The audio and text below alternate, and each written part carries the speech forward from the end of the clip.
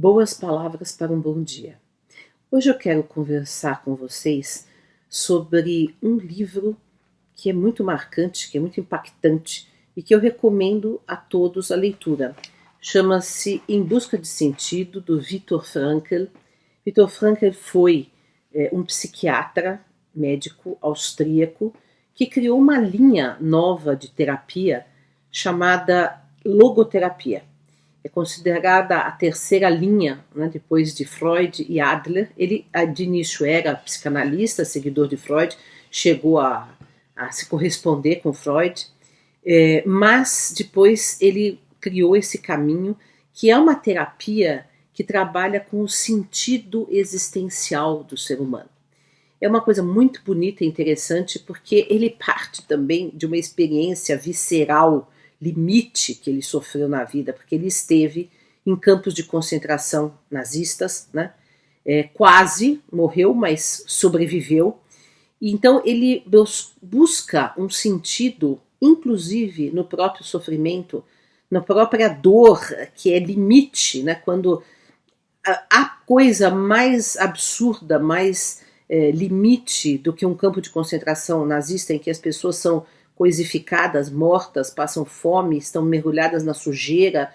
Enfim, foi uma tragédia absurda que ocorreu durante a Segunda Guerra Mundial. Então o Viktor Frankl passou por isso ele tem toda a moral, digamos assim, para falar sobre um sentido existencial, mesmo diante de uma situação limite. E ele criou a tese, que eu acho muito interessante, do chamado otimismo trágico. Eu queria compartilhar com vocês um trechinho aqui do livro em que ele fala sobre essa questão do otimismo trágico. Vamos começar perguntando-nos o que se deve entender por otimismo trágico. Em resumo, significa que a pessoa é e permanece otimista apesar da tríade trágica, como é chamada em logoterapia, a tríade daqueles aspectos da existência humana que podem ser circunscritos por, primeiro, dor, segundo, culpa e terceiro, morte.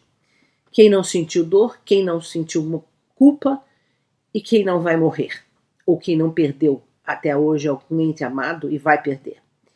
De fato, esse capítulo levanta a questão: como é possível dizer sim à vida apesar de tudo isso? Como, para colocar a questão de outra maneira, pode a vida conservar seu sentido potencial apesar dos seus aspectos trágicos? No final das contas, dizer sim à vida apesar de tudo, para usar o título de um livro meu em alemão, pressupõe que a vida potencialmente tem um sentido em qualquer circunstância, mesmo nas mais miseráveis. E isso, por sua vez, pressupõe a capacidade humana de transformar criativamente os aspectos negativos da vida em algo positivo ou construtivo.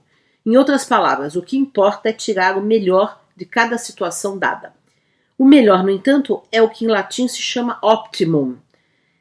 Daí o motivo porque falo de um otimismo trágico, isto é, um otimismo diante da tragédia e tendo em vista o potencial humano que nos seus melhores aspectos sempre permite, primeiro, transformar o sofrimento numa conquista e numa realização humana.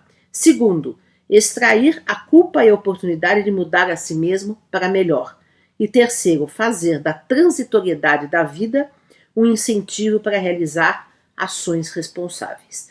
Olha só que coisa mais profunda isso, mostrando que nós podemos sempre transcender, transformar, aproveitar esses aspectos trágicos da existência para tornar a nossa vida significativa, os nossos gestos, os nossos atos responsáveis, significativos, cheios de sentido.